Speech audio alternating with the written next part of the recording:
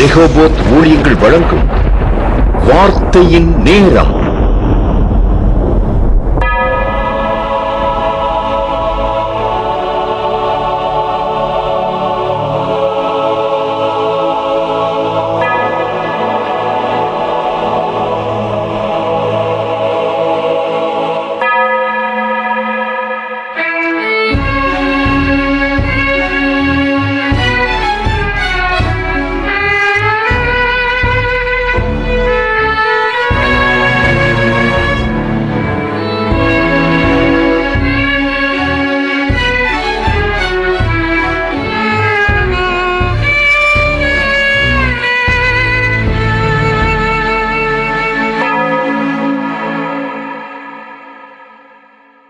ஆராய்ந்து முடியாத பெரிய காரியங்களையும் எண்ணி முடியாத அதிசயங்களையும் செய்கின்ற சர்வ வல்லமுள்ள தேவனுக்கே துதியும் கனமும் மகிமையும் மாட்சிமையும் புகழும் என்றென்றைக்கும் உண்டாயிருப்பதாக. ஆமேன். கர்த்தர் நல்லவர், அவர் கிருபை என்றும் உள்ளது. இந்த நாளிலும் இந்த நேரத்திலும் இந்த வார்த்தை நேரம் நிகழ்ச்சியின் மூலமாக உங்களை சந்திப்பதிலே மிகுந்த மகிழ்ச்சி அடைகின்றேன். கர்த்தர் உங்களை ஆசீர்வதிப்பாராக. இந்த நாளிலும் கூட இந்த வார்த்தை நேரம் நிகழ்ச்சியின் மூலமாக ஆண்டவர் உங்களோடு கூட பேசுகின்ற வார்த்தை அக்கினியாய் இறங்கும் தேவன். தேவன் ஒவ்வொருவருக்கும் ஒவ்வொரு விதமாக அவர்களுடைய வாழ்க்கையிலே கிரியை செய்து கொண்டிருக்கின்றார். சூழ்நிலைகளுக்கு ஏற்ப அவர் அவ்வப்பொழுது நமக்கு உதவி செய்து எல்லா சூழ்நிலைகளையும் கடக்கும்படியாய் கிருபை தருகின்றார். அதுல நமக்காக வைராக்கியம் அவர் இறங்கி வர்றது எப்படின்னா அக்கினியாய் இறங்கி வருகின்றார். அந்த அக்கினியாய் இறங்கும் பொழுது நமக்கு எதிர்ப்பாக இருக்கின்ற எல்லா காரியங்களிலிருந்தும் தேவன் விடுதலை தருகின்றவராய் இருக்கின்றார். வாசிக்கலாம். உபாகம் 9ஆம் அதிகாரம் 3ஆம் வசனம். உன் தேவனாகிய கர்த்தர் உனக்கு முன்பாக கடந்து போகிறவர் என்பதை இன்று அறிய கடவாய். அவர் பட்சிக்கிற அக்கினியைப் போல அவர்களை அழிப்பார், அவர்களை உனக்கு முன்பாக விழப்பண்ணுவார் என்று கூறப்பட்டுள்ளது. பிரியமானவர்களே, தேவன் நமக்கு முன்பாக செல்கின்றார். அவர் நமக்கு முன்பாக சென்று நம்முடைய வாழ்க்கையில எல்லா கோணலானவைகளையும் செவ்வையாக்கி அவர் அக்கினியாய் இறங்கும் பொழுது நம்முடைய வாழ்க்கையில் உள்ள எல்லா தடைக்கற்களையும் தேவன் நொறுக்கி போட்டு நமக்கு ஒரு நேர்த்தியான பங்கை தருகின்றவராய் இருக்கின்றார். ஒருவேளை இந்த வார்த்தை நேரம் நிகழ்ச்சியின் மூலமாக இந்த நேரத்துல நீங்க ஆண்டவர் நோக்கி கதறி கொண்டிருக்கலாம், என் வாழ்க்கையில இந்த பிரச்சனை இருக்கிறதே, இதை நான் எப்படி மேற்கொள்வேன் என்று. இந்த நாளிலும் கூட ஆண்டவர் உங்களோடு கூட பேசுகின்றார். அவர் அக்கினியாய் உங்கள் மத்தியிலே கடந்து வருகின்றார், வந்து உங்களுக்கு விடுதலை தருகின்றார். யாத்ராகம் 19ஆம் அதிகாரத்துல நாம் பார்க்கும் பொழுது 17, 18, 19 வசனங்கள்ல, அப்பொழுது ஜனங்கள் தேவனுக்கு எதிர்கொண்டு போக மோசே அவர்களை பாளையத்திலிருந்து புறப்பட பண்ணினான். அவர்கள் மலையின் அடிவாரத்தில் நின்றார்கள். கர்த்தர் சீனாய் மலையின் மேல் அக்கினியில் இறங்கினபடியால் அது முழுவதும் புகைக்காடாய் இருந்தது. அந்த புகைச்சுளையின் புகை போல எழும்பிற்று. மலை முழுவதும் மிகவும் அதிர்ந்தது. எக்கால சத்தம் வர வர மிகவும் பலமாய் தொனித்தது. மோசே பேசினான், தேவன் அவனுக்கு வாக்கினால் மறுமொழி கொடுத்தார் என்று கூறப்பட்டுள்ளது. பாத்தீங்கன்னா இந்த இடத்துல இஸ்ரவேல் ஜனங்கள் கீழே இருக்காங்க. சுற்றிலும் அவர்கள் இருந்து கொண்டிருக்கின்ற நேரத்துல அந்த சீனாய் மலையில தேவன் மோசேயோடு முகமுகமாய் பேசுகின்றார். அந்த தருணத்துல அந்த சூழ்நிலையில இருக்கும் பொழுது கீழே இவங்க எல்லாம் மேல ஏறிட்டு அவங்க எல்லாம் அழிந்து போயிடுவாங்கன்னு தேவன் மோசேக்கு கட்டளையிடுகிறார். அவங்களை கீழே இருக்க சொல்லு, ஏன்னா நான் அக்கினியா இறங்குகிறேன் என்று அவர் இறங்கும் பொழுது அந்த இடத்துல ஒரு பெரிய புகைக்காடாய் இருக்கின்றது. அப்படி வல்லமையா இறங்குகின்றார் தேவன். அந்த இடத்துல இறங்கி மோசேயோடு கூட நேரா பேசுகின்றார். பாத்தீங்கன்னா யாத்ராகம் 19:19 எக்கால சத்தம் வர வர மிகவும் பலமாய் தொனித்தது. மோசே பேசினான், தேவன் அவனுக்கு வாக்கினால் மறுமொழி கொடுத்தார் என்று கூறப்பட்டுள்ளது. அந்த அக்கினி மயமான சூழ்நிலையில தேவன் அந்த கால சத்தம் அதிகமாய் தொனிக்கும் பொழுது தேவன் மோசையோடு பேசினார், மோசேவும் தேவனோடு கூட பேசினான் என்று கூறப்பட்டுள்ளது. ஆம் பிரியமானவர்களே, இந்த நாளிலும் கூட தேவன் நம்மோடு கூட பேசுவார். ஒரே ஒரு காரியம், நம்முடைய வாழ்க்கையில் உள்ள பாவங்கள் கலைந்து போட்டு நம்முடைய வாழ்க்கையில் பரிசுத்தம் இல்லை என்றால் நாம் பரிசுத்தமாய் ஆண்டவரிடத்திலே சுத்திகரிக்கப்பட்டு அவருடைய சன்னிதானத்திலே அவரை நோக்கி பார்த்து கதரும் பொழுது அவர் அக்கினியாய் நம்முடைய வாழ்க்கையில் வந்து இறங்குவார். அக்கினி என்றால் வேற ஒண்ணும் இல்ல, அவருடைய வல்லமை, பவர், ஆண்டவருடைய பவர். சேனைகளின் தேவனாகிய கர்த்தர் அவருடைய வல்லமை, அவருடைய பவர் பாத்தீங்கன்னா அளவிட முடியாதது. அந்த வல்லமை கடந்து வரும் பொழுது நிச்சயமாகவே எப்பேற்பட்ட கொடிய சூழ்நிலைகள் நம்மை சூழ்ந்திருந்தாலும் தேவன் நமக்கு விடுதலை தருகின்றவராய் இருக்கின்றார். அவருடைய சத்தத்தை நம்ம கேட்கலாம். அந்த அளவுக்கு ஆண்டவர் நம்மை புடமிடுகின்றார். அக்னியாய் இறங்கும் தேவன் தம் ஜனத்திற்காய் 3 காரியங்களை செய்கின்றார். முதலாவது பார்க்கலாம், நீதி செய்ய அக்னியாய் இறங்கி வருகின்றார். நம்முடைய வாழ்க்கையில பாத்தீங்கன்னா இன்னைக்கு அநேகருக்கு ஒருவேளை ஏழ்மை நிமித்தம் நமக்கு கிடைக்க வேண்டிய நீதி கிடைக்காம இருக்கலாம். ஒருவேளை அது கோர்ட்ல இருக்கலாம், இல்லை என்றால் அலுவலகத்துல இருக்கலாம். ஏதோ ஒரு சூழ்நிலையில் நமக்கு நீதி கிடைக்காமல் கஷ்டப்பட்டு கொண்டிருக்கலாம். ஆனாலும் கூட இந்த வார்த்தை நேரம் நிகழ்ச்சியின் மூலமாக ஆண்டவர் உங்களோடு கூட பேசுகின்றார். நான் நீதி செய்கின்ற தேவன், அந்த நீதியை நான் உனக்கு தருவேன், ஒருவரும் அதை உன்னிடத்திலிருந்து எடுத்துக்கொள்ள முடியாது என்று கூறுகின்றார். 2 தெசலோனிக்கேயர் 1ஆம் அதிகாரத்துல 6, 7, 8 வசனங்களை பார்க்கும் பொழுது, உங்களை உபத்திரவப்படுத்துகிறவர்களுக்கு உபத்திரவத்தையும் உபத்திரப்படுகிற உங்களுக்கு எங்களோட கூட இளைப்பாறுதலையும் பிரதிபலனாக கொடுப்பது தேவனுக்கு நீதியாய் இருக்கிறதே. தேவனை அறியாதவர்களும் நம்முடைய கர்த்தராகிய இயேசு கிறிஸ்துவின் சுவிசேஷத்திற்கு கீழ்ப்படியாதவர்களும் நீதியுள்ள ஆக்கினியை செலுத்தும்படிக்கு கர்த்தராகிய இயேசு தமது வல்லமையின் தூதரோடும் ஜுவாலித்து எரிகிற அக்னியோடும் வானத்திலிருந்து வெளிப்படும் போது அப்படி ஆகும் என்று கூறப்பட்டுள்ளது. இந்த இடத்துல பார்க்கும் பொழுது உபத்திரவப்படுகிறவர்களுக்கு உபத்திரவத்திலிருந்து விடுதலை தருகின்றார், உபத்திரவப்பட்டவர்களுக்கு இளைப்பாறுதலையும் தருகின்றார். அதோடு கூட தேவன் நீதி செய்து தேவனை அறியாதவர்களுக்கு அவர் தம்முடைய சுவிசேஷத்தை அவர்கள் அறியும்படியாய் செய்கின்றார். அவர்களுடைய வாழ்க்கையிலும் கூட நீதியை நிலைநாட்டுகின்றார். இப்படிப்பட்ட தேவன் நம்மோடு கூட இருக்கின்றார். ஏசாயா 30ஆம் அதிகாரம் 30ஆம் வசனம் சொல்கின்றது, கர்த்தர் மகத்துவமானவர், தமது சத்தத்தை கேட்க பண்ணி உக்கிர கோபத்தினாலும் பட்சிக்கிற அக்கினி ஜுவாலையினாலும் இடி பெருவெள்ளம் கல்மலையினாலும் தமது புயத்தின் வல்லமையை காண்பிப்பார் என்று கூறப்பட்டுள்ளது. கர்த்தராகிய இயேசு கிறிஸ்து மகத்துவமுள்ள தேவன். அவர் தமது சத்தத்தை நம்முடைய செவிகள் கேட்க நமக்கு அவர் விளங்க பண்ணுகின்றார். ஒருவேளை நாம் நம்முடைய கஷ்ட நேரத்துல ஆண்டவரை நோக்கி கூக்குரலாம், அவர் நமக்கு வைராக்கியமாய் பதில் தருகின்றார். அவர் கோபத்தினால நமக்கு எதிராக இருக்கின்றவர்களை அழித்து போட்டு நமக்காக அவர் தம்முடைய வல்லமையை காண்பிக்கின்றார். அக்னியின் மூலமாக தம்முடைய வல்லமையை காண்பிக்கின்றார். அவருடைய வல்லமை நம்முடைய வாழ்க்கையில் கடந்து வரும் பொழுது நமக்கு எதிரிட்டு வருகின்றவர்கள் எல்லாம் நொறுங்கி போவார்கள்.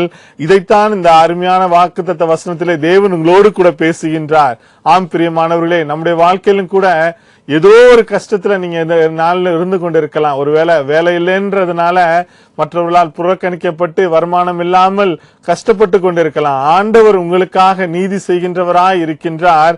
அவர் உங்களுக்கு வேலை வாய்ப்பை தந்து உங்களை ஆசீர்வதிக்கின்றார். ஒருவேளை குடும்பத்துல எல்லாராலும் ஒதுக்கப்பட்டு இருக்கலாம், என ஒரு கொடிய வியாதி வந்தது நிமித்தம் இந்த நாளிலும் கூட தேவன் உங்களுக்கு நீதி செய்து வியாதியை உங்களிலிருந்து விலக்குகின்றார், உங்களுக்கு விடுதலை தருகின்றார். இந்த தேவன் என்றென்றைக்கும் உள்ள சதா காலங்களில் நம்முடைய தேவன். அவர் நம்முடைய வாழ்க்கையில நம்முடைய மரணம் வரை நம்மை நடத்துகின்றவராய் இருக்கின்றார். அப்படிப்பட்ட தேவன் நம்மோடு கூட இருக்கும் பொழுது நம்முடைய வாழ்க்கையில எதற்கும் கவலைப்பட வேண்டியதில்ல. ஒரு முறை ஒரு தாய் தன்னுடைய நீதிக்காக அந்த அநீதியுள்ள அந்த நியாயாதிபதி இடத்துல போய் கெஞ்சி கேட்கிறான். ஆனா ஒவ்வொரு தடையும் தடுத்து கொண்டிருக்கிறான். புதிய ஏற்பாடுல நாம் பார்க்கும் பொழுது அந்த வேத பகுதியில தாய் இவ்வளவு முறை கேட்டாலும் அவன் தடுத்து கொண்டே இருக்கிறான். ஆனா ஒரு நாள் அவன் யோசிச்சு பாக்குறான், இந்த அம்மா என்கிட்ட நானும் ஒரு அநீதியுள்ள மனுஷன், என்னிடத்துல வந்து நீதி கேட்குதே என்று அந்த தாயினுடைய உள்ளத்தை அறிந்து அவன் அந்த தாய்க்கு நீதி செய்கின்றான். அப்படிப்பட்ட காரியத்தை தேவன் வாய்க்க செய்கின்றார். இந்த நாளிலும் கூட உங்களுடைய வாழ்க்கையிலும் கூட அநீதியுள்ள காரியங்கள் இருந்து கொண்டிருக்கலாம். நீங்க முறையிடலாம், அதை உங்களுக்கு கேட்கப்படாமல் இருக்கலாம். ஆனாலும் கூட கர்த்தர் வைராக்கியமாய் இறங்கி அவர் அக்னியாய் இறங்கி உங்களுக்கு விடுதலை தருகின்றவராய் இருக்கின்றார். இரண்டாவதாக நாம் பார்க்கலாம், அக்னியாய் இறங்கும் தேவன் தம் ஜனத்தின் கூக்குரலை கேட்டு அக்னியாய் இறங்கும் தேவனாய் இருக்கின்றார். பாத்தீங்கன்னா அவர் தம் ஜனத்தின் கூக்குரலை கேட்கின்றார். வேத வசனம் சொல்கின்றது, என்னை நோக்கி கூப்பிடு, அப்பொழுது நான் உனக்கு எட்டாதும் விளங்காதுமான பெரிய காரியங்களை அறிவிப்பேன் என்று எரேமியா 33ஆம் அதிகாரம் 3ஆம் வசனத்துல கூறப்பட்டுள்ளது. அவரை நோக்கி நாம் கூப்பிடும் பொழுது நம்முடைய வாழ்க்கையில் உள்ள எல்லா வியாகுலங்கள் கஷ்டங்கள் மத்தியில நாம் மனுஷரை நோக்கி கூப்பிட்டோம்னா நம்முடைய வாழ்க்கையில தோல்வியை தான் சந்திப்போம். ஆனாலும் கூட தேவனை நோக்கி கூப்பிடும் பொழுது அவர் நமக்காக வைராக்கியமாய் இறங்குகின்றார். அக்கினியாய் இறங்கி நமக்காக வைராக்கியமாய் பதில் தந்து நம்முடைய காரியங்களிலே ஜெயத்தை கட்டளையிடுகின்றார். 1 ராஜாக்கள் 18ஆம் அதிகாரம் 38-39 வசனங்களை பார்க்கும் பொழுது இங்கே ஒரு சம்பவம் கூறப்பட்டுள்ளது. எலியா தீர்க்கதரிசி அந்த கர்மேல் பர்வதத்துல அவர்களுக்கு எதிராக உள்ள அந்த பாகால் தெய்வத்திற்கு முன்பாக ஒரு திரள் கூட்டம் அதற்கு ஆதரவாக இருக்கிறது. அப்பொழுது எலியா வைராக்கியமாய் அவர்களுக்கு எதிரிட்டு அவர்களோடு கூட யுத்தம் பண்ண அவர் எத்தனிக்கின்றார். எப்படி என்றால், நான் என்னுடைய தேவனை நோக்கி கூப்பிடுறேன், 2 கைகளை விரித்து நான் ஜெபிக்கும் பொழுது தேவன் இப்பொழுது அக்கினியை வரவழைத்து அவர் தகன பலியாக ஈரத்தோடு கூட அங்க வைத்திருந்த எல்லாவற்றையும் பட்சித்து போடுவார் என்று சொல்லி அவர் வைராக்கியமா அவர்கள் அனைவருக்கு முன்பாக தெரிவிக்கின்றார். அந்த சூழ்நிலையில தேவன் அவருடைய ஜெபத்தை கேட்டு அவர் கூப்பிடும் பொழுது தேவன் அக்கினியாய் இறங்குகின்றார். வந்து அவர் எல்லா விறகுகள் அவர் வைத்த காரியங்கள் எல்லாவற்றையும் பட்சித்து போடுகின்றார். இதை கண்ட ஜனங்கள் எல்லாரும் ஆச்சரியப்பட்டு கர்த்தரே தேவன் என்று அறிந்து கொண்டார்கள். இந்த நாளிலும் கூட நம்முடைய வாழ்க்கையிலும் கூட நம்முடைய ஏதோ ஒரு பாவ காரியம் நம்முடைய வாழ்க்கையில இருக்கலாம். இதன் நிமித்தம் தேவன் நம்மை ஆசீர்வதிக்க முடியாமல் இருந்து கொண்டிருக்கலாம். அவரை நோக்கி நாம் கதரும் பொழுது அந்த பாவத்திலிருந்து அவர் நமக்கு விடுதலை தந்து அக்கினியாய் இறங்குகின்றார். இறங்கி நமக்கு விடுதலை தந்து நமக்கு உள்ள அந்த கெட்ட பாவ பழக்கங்கள் எல்லாவற்றையும் சுட்டரித்து அவருடைய பரிசுத்த ஆவியினால் நம்மை நிரப்பி அந்த அவருடைய வல்லமையினால் நிரப்பி அவருடைய மகிமையின் பிரசன்னத்தினால் ஆட்கொண்டு நமக்கு ஒரு பெரிய விடுதலை தருகின்றார். இதன் மூலம் நாம் உலகிற்கு ஒப்பாகும் ஒளியாகவும் நாம் பிரகாசிக்கின்றவர்களாய் இருந்து கொண்டிருக்கின்றோம். 3ஆவதாக நாம் பார்க்கலாம், அக்கினியாய் இறங்கும் தேவன் தம் ஜனத்தை காக்க அக்கினியாய் இறங்கும் தேவனாய் இருக்கின்றார் என்று பார்க்கலாம். பார்த்தீங்கன்னா அக்கினியாய் இறங்குகின்றார். எந்த சூழ்நிலைனா நம்மை பாதுகாப்பதற்காக. இந்த உலகத்துல நமக்கு தேவையானது பாதுகாப்பு தான். ஏன்னா அந்த உலகம் பாதுகாப்பு இல்லாத சூழ்நிலையில கடந்து சென்று கொண்டிருக்கின்றது. குடும்பங்கள்ல பாதுகாப்பு இல்ல, வேலை ஸ்தலங்கள்ல பாதுகாப்பு இல்ல, படிக்கின்ற இடங்களில பாதுகாப்பு இல்ல, செல்கின்ற இடங்களில பிரயாணங்களில கூட பாதுகாப்பு இல்லாமல் இருக்கின்றது. அத்தகைய சூழ்நிலைகளிலே தேவன் அக்கினியாய் இறங்கி நம்மை பாதுகாக்கின்றவராய் இருக்கின்றார். சங்கீதம் 18ஆம் அதிகாரத்துல நாம் பார்க்கும் பொழுது தாவீது அரசனை குறித்து கூறப்பட்டுள்ளது. அவர் வாழ்க்கையில அநேக இக்கட்டுகள், சொந்த மாமனார் சவுலே அவரை நெருக்கினார். இதன் மத்தியிலும் தேவன் எல்லா சூழ்நிலைகளிலிருந்து அவருக்கு விடுதலையை தந்தார். இதைத்தான் இந்த சங்கீதம் 18ஆம் அதிகாரத்துல 6ஆம் வசனத்திலே பார்க்கும் பொழுது, எனக்கு உண்டான நெருக்கத்திலே கர்த்தரை நோக்கி கூப்பிட்டு என் தேவனை நோக்கி அபயமிட்டேன். தமது ஆலயத்திலிருந்து என் சத்தத்தை கேட்டார். என் கூப்பிடுதல் அவர் சந்நிதியில் போய் அவர் செவிகளில் ஏறிற்று என்று கூறப்பட்டுள்ளது. பிரியமானவர்களே, தாவீதரசன் நெருக்கமான சூழ்நிலையில தேவனை நோக்கி கூப்பிடுகின்றார், கதறுகின்றார். அவருடைய கூப்பிடுதலை கேட்டு தேவன் ஆலயத்திலிருந்து அவருக்கு பதில் தருகின்றார். சிங்காசனத்தில் வீற்றிருக்கின்ற தேவன் பதில் தருகின்றார்.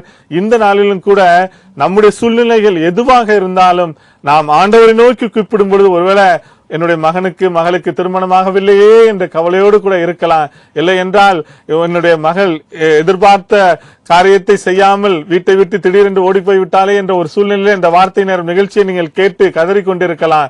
ஆண்டவர் உங்களோடு கூட பேசுகின்றார். அவர் உங்கள் மகளை சீர்படுத்தி சிறப்படுத்தி மறுபடியும் உங்களிடத்திலே கொண்டு வந்து சேர்ப்பார். கவலைப்படாதிருங்கள். இந்த நாளிலும் கூட ஆண்டவர் வாக்குத்தத்தமாக உங்களோடு கூட பேசுகின்றார். உங்கள் நெருக்கத்திலே கர்த்தரை நோக்கி நீங்கள் கூப்பிடும் பொழுது தேவன் உங்களுடைய நெருக்கத்திலிருந்து விடுதலையாக்கி விசாலமான இடத்திலே கொண்டு வந்து சேர்க்கின்றார். சங்கீதம் 18:7 நாம் பார்க்கும் பொழுது, அப்பொழுது பூமி அசைந்து அதிர்ந்தது, அவர் கோபம் கொண்டபடியால் பர்வதங்களின் அஸ்திபாரங்கள் குலுங்கி அசைந்தது என்று கூறப்பட்டுள்ளது.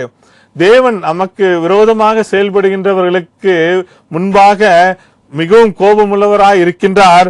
அவர் அப்படி கோபப்படும் பொழுது பர்வதங்கள் அசையும்படியாய் இருக்கின்றது. அவர் நாசியிலிருந்து புகை உண்டாகின்றது. அவர் இடத்திலிருந்து அக்கினி புறப்படுகின்றது. அந்த அக்கினி நமக்கு விரோதமாக வருகின்றவர்களை சுட்டரிக்கின்றது. அப்படிப்பட்ட வைராக்கியமான தேவன் நம்மோடு கூட இருக்கின்றார்.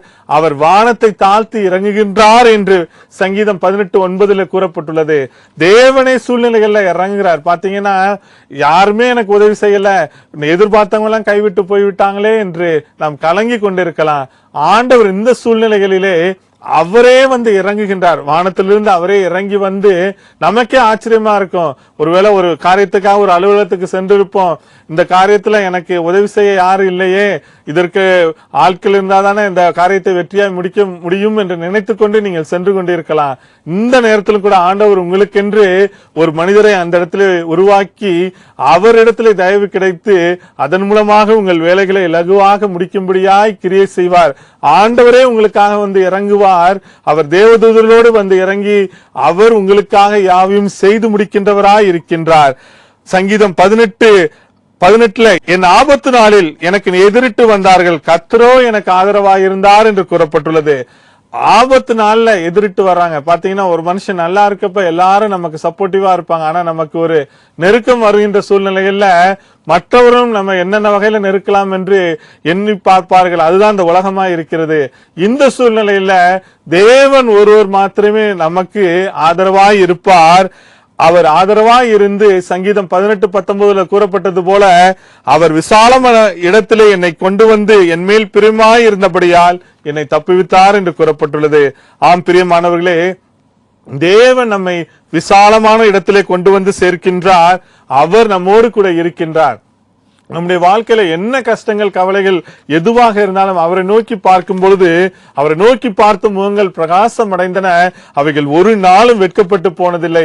இந்த ஏழை கூப்பிட்டான், கர்த்தர் கேட்டு அவன் இடுக்கண்களுக்கு எல்லாம் நீங்களாக்கி ரட்சித்தான்ற அந்த வாக்குத்தத்த வசனத்தின்படி நாம் ஆண்டவரை நோக்கி நம்முடைய முழு மனதோடு முழு ஆத்மாவோடு நம்முடைய வாழ்க்கையை அவருடைய கரத்தில் ஒப்பு கொடுத்து அவரிடத்தில் நாம் இருக்கும் பொழுது நிச்சயமாகவே அவர் நமக்காக யுத்தம் பண்ண இறங்குவார். அவரே நமக்கு அக்கினியாய் இறங்கி வந்து நம்முடைய எல்லா காரியங்களும் நமக்கு துணையாய் இருந்து நம்ம இந்த உலகத்திலே ஒரு சிறந்த சாட்சியுள்ள பிள்ளைகளாய் உருவாக்கி நம்மை ஆசீர்வதிக்கின்றவராய் இருக்கின்றார். அக்கினியாய் இறங்கும் தேவன் தம் ஜனத்திற்காய் நீதி செய்ய அக்கினியாய் இறங்கி வருவார் என்று பார்த்தோம். தம் ஜனத்தின் கூக்குரலை கேட்டு அக்கினியாய் இறங்கும் தேவன் என்று பார்த்தோம். தம் ஜனத்தை காக்க அக்கினியாய் இறங்கும் தேவனாய் இருக்கிறார் என்று பார்த்தோம்.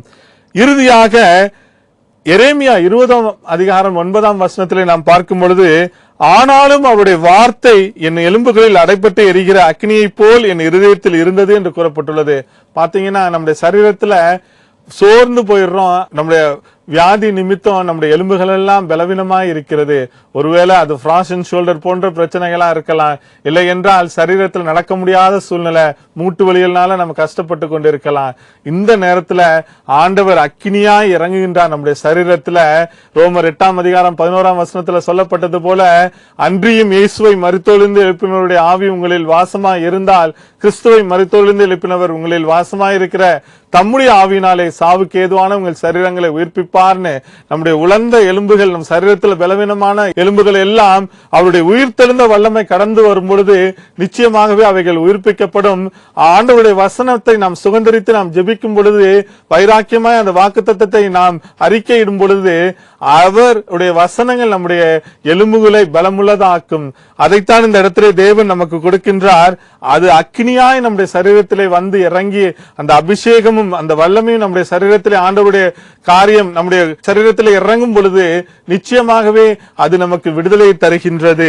இப்படிப்பட்ட தேவன் நம்மோடு கூட இருக்கின்றார். இந்த வார்த்தை நேரம் நிகழ்ச்சியின் மூலமாக ஆண்டவர் உங்களோடு கூட பேசுகின்றார். நீங்கள் தனிமையாய் இல்லை, அக்கினியாய் இறங்கும் தேவன் உங்களோடு கூட இருக்கின்றார். உங்களுக்கு மாத்திரம் அல்ல, உங்கள் குடும்பத்திலும் உங்களுடைய சகல நாட்களிலும் இந்த உலகத்தின் இறுதி வரை நீங்கள் வாழ்கின்ற நாட்கள் முழுவதும் தேவன் உங்களோடு கூட இருந்து உங்களை வாழாக்காமல் தலையாக்கி உங்களுடைய வாழ்க்கையில எல்லா நிலைகளிலும் எல்லா வகைகளிலும் ஆவிக்குரிய பிரகாரமாகவும் சரீர பிரகாரமாகவும் உங்களை ஆசீர்வதித்து இந்த உலகத்திலே நல்ல போராட்டத்தை போராடி ஓட்டத்தை முடித்து விசுவாசத்தை காத்துக் கொள்ளும்படியான வாழ்க்கையை உங்களுக்கு தருவார். ஜீவ கிரீடத்தை தேவன் தருவார். கர்த்தர் உங்களை ஆசீர்வதிப்பாராக. ஆமேன்.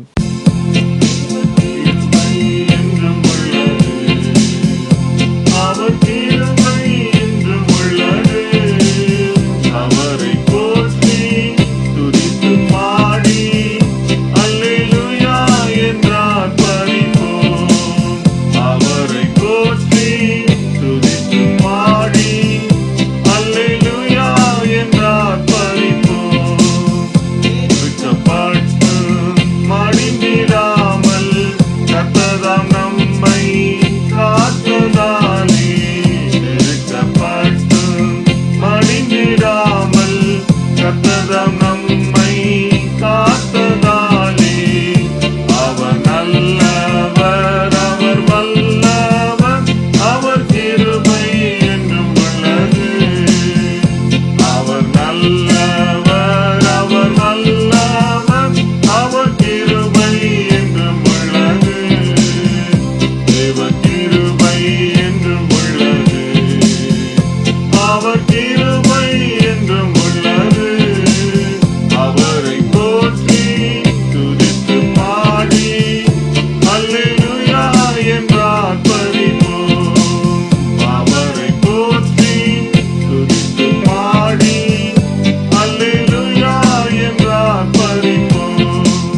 ஜெபம் செய்வோம்.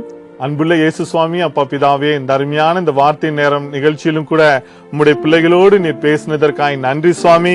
அக்கினியாய் இறங்கும் தேவன் தம் ஜனத்திற்காய் நீதி செய்ய அக்கினியாய் இறங்கி வருவார். தம் ஜனத்தின் கூக்குரலை கேட்டு அக்கினியாய் இறங்கும் தேவனாய் இருப்பார். தம் ஜனத்தை காக்க அக்கினியாய் இறங்கும் தேவனாய் இருப்பார் என்று நாங்கள் பார்த்தோம் சுவாமி. இப்பொழுதும் கூட உம்முடைய பிள்ளைகளுக்காய் நீர் இறங்குவதற்காய் நன்றி. அக்கினியாய் இறங்குவதற்காய் நன்றி. ஒவ்வொரு உம்முடைய பிள்ளைகள் மீதும் வானம் திறக்கப்பட்டு பரிசுத்த ஆவியானவர் புறாவை போல இறங்குவதற்காய் நன்றி சுவாமி. இவரின் நேசகுமாரன், இவரில் பிரியமாய் இருக்கிறேன் என்று நீர் உம்முடைய மகனாகிய இயேசுக்கு நீர் சொன்னீங்களே அப்பா பிதாவே, இப்பொழுதும் கூட உம்முடைய பிள்ளைகளுக்கு நீர் அந்த அக்கினியின் அபிஷேகத்தை நீர் தர வேண்டும் என்று ஜெபிக்கிறேன் சுவாமி. நீர் தந்து இவர்களை ஆசீர்வதித்தருள வேண்டும் என்று ஜெபிக்கிறேன் அப்பா. இப்பொழுதும் பள்ளியிலே கல்லூரியிலே படிக்கின்ற பிள்ளைகளுக்காய் விசேஷமாய் ஜெபிக்கிறேன்.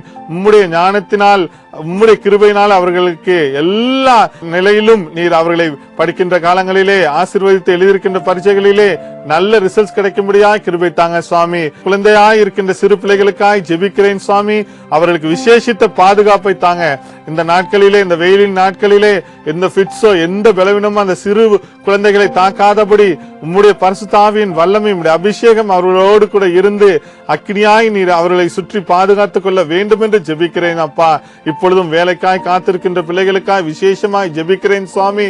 இந்த நாளிலும் கூட அப்பா நீர் ஒரு விஷயம் இறங்கி சுவாமி அவர்கள் எதிர்பார்த்த வேலை நீரே தந்து அந்த வேலையை நீர் ஆசீர்வதித்தருள வேண்டும் என்று ஜெபிக்கிறேன் சுவாமி.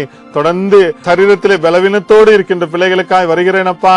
என் தேவன் ஒரு விசை இறங்கி எலும்பு சம்பந்தப்பட்ட நோய்களா இருக்கலாம், ஃப்ராசன் ஷோல்டரா இருக்கலாம், இல்லை என்றால் மூட்டு வலியால் கஷ்டப்பட்டு கொண்டிருக்கலாம் அப்பா. எதுவாக இருந்தாலும் நீர் கொடுத்த வாக்கு தத்துவத்தின்படி ரோமர் 8:11 நீ சொன்னதன்படி அன்றியும் இயேசுவை மருத்துவலிருந்து எழுப்பினவருடைய ஆவி உங்களில் வாசமாய் இருந்தால் கிறிஸ்துவை மருத்துவலிருந்து எழுப்பினவர் உங்களில் வாசமாய் இருக்கிற தம்முடைய ஆவினாலே சாவுக்கு ஏதுவான உங்கள் சரீரங்களை உயிர்ப்பிப்பான்னு சொன்னீங்களப்பா.